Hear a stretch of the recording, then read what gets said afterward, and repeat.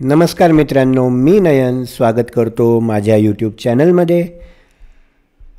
आज आपण इयत्ता 5वीच्या परिसर अभ्यासमधील पृथ्वीवरील सजीव या पाठाचा प्रश्नोत्तर पाहणार आहोत.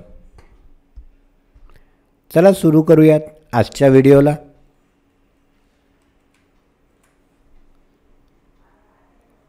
सूर्यमाला म्हणजे काय? तर सूर्यमाला म्हणजे सूर्य आणि सूर्याभोवती फिरणारे ग्रह, त्यांचे उपग्रह या सर्वांना सूर्यमाला अर्थात सोलर सिस्टम असं म्हणतात. सूर्यमाला अस्तित्वात कशी आली? तर असं मानलं जातं की सुमारे 4.5 अब्ज वर्षांपूर्वी अत्यंत तप्त वायू आणि धूळ यांनी मिळून बनलेला एक प्रचंड मोठा गतिमान ढग अवकाशात निर्माण झाला.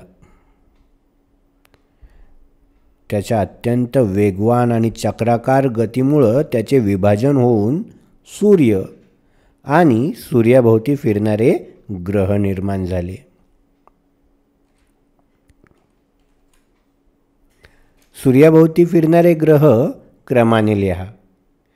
तर असे 8 ग्रह: बुध, शुक्र, पृथ्वी, मंगळ, गुरु, शनी, युरेनस आणि नेपच्यून हे 8 ग्रह सूर्याभोवती फिरतात. यांच्यापैकी कोणत्या ग्रहावर सजीवसृष्टी आहे? पृथ्वी या ग्रहावर सजीवसृष्टी आहे. पृथ्वीवर जलाशयांची निर्मिती कशी झाली? पृथ्वीच्या उत्पत्तीनंतर तिचा पृष्ठभाग थंड होऊन जलाशयांची निर्मिती झाली. जलाशयांची निर्मिती होण्यासाठी किती वर्ष लागली? जलाशयांची निर्मिती होण्यासाठी सुमारे 80 कोटी वर्ष लागली.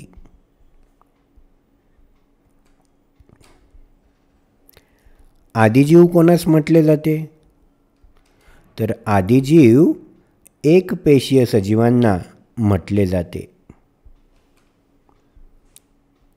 एकपेशीय सजीव कुठे निर्माण झाले? एकपेशीय सजीव पाण्यामध्ये निर्माण झाले. बहुपेशीय सजीव कसे निर्माण झाले? एकपेशीय सजीवांपासून बहुपेशीय सजीव निर्माण झाले. एकपेशीय सजीव पाहण्यासाठी कशाची गरज असते? एकपेशीय सजीव पाहण्यासाठी सूक्ष्मदर्शकाची गरज असते.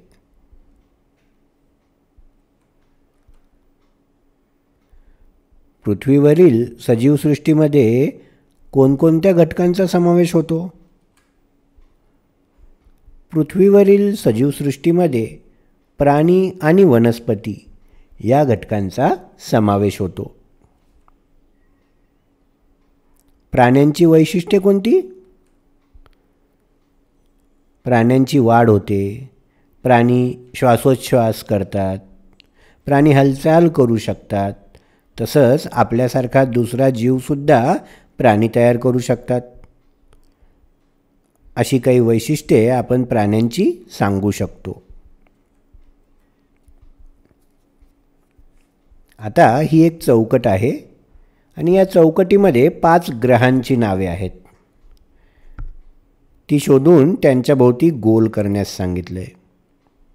आपण चौकोन करूया. पहिला ग्रह बघा बरं, कोणता दिसतो इथे?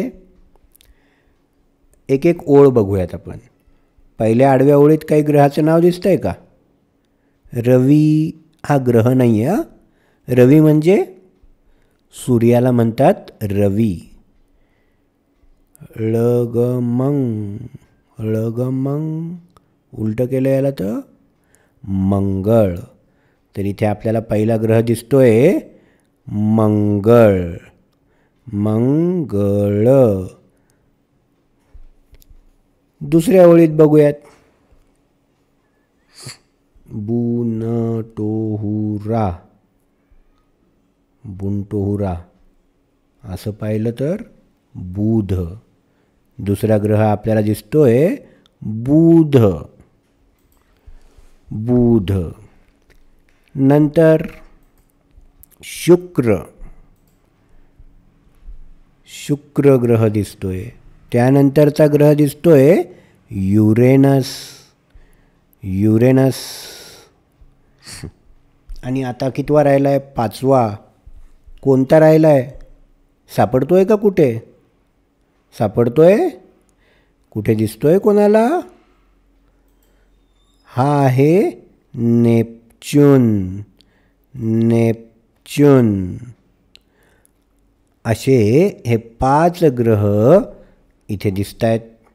मंगळ, बुध, शुक्र, युरेनस आणि नेपच्यून.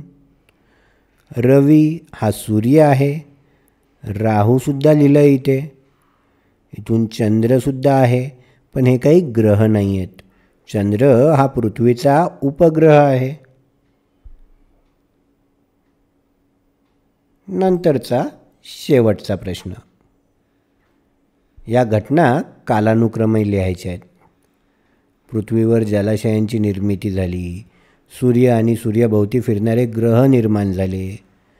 अनेक प्रकारचे एकपेशीय सजीव निर्माण झाले.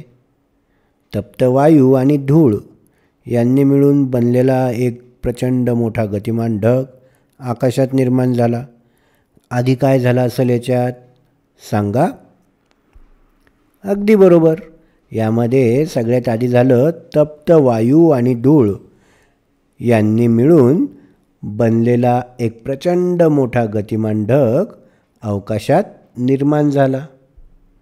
यानंतर काय झालं असेल? सजीव निर्माण झाले का लगेच? का ग्रह निर्माण झाले? का पृथ्वीवर जलाशय निर्माण झालं? तर आधी ग्रह निर्माण झाले. सूर्य आणि सूर्याभोवती फिरणारे ग्रह निर्माण झाले. म्हणजेच पृथ्वी पण निर्माण झाली. मग एक पेशीय कुठं निर्माण झाले होते? पाण्यात. म्हणून आधी काय निर्माण झालं असेल? जलाशय. पृथ्वीवर जलाशयांची निर्मिती झाली. आणि नंतर 5व्या क्रमांकावर लागतं आहे, 4थ्या क्रमांकावर लागतं आहे अनेक प्रकारचे एकपेशीय सजीव निर्माण झाले.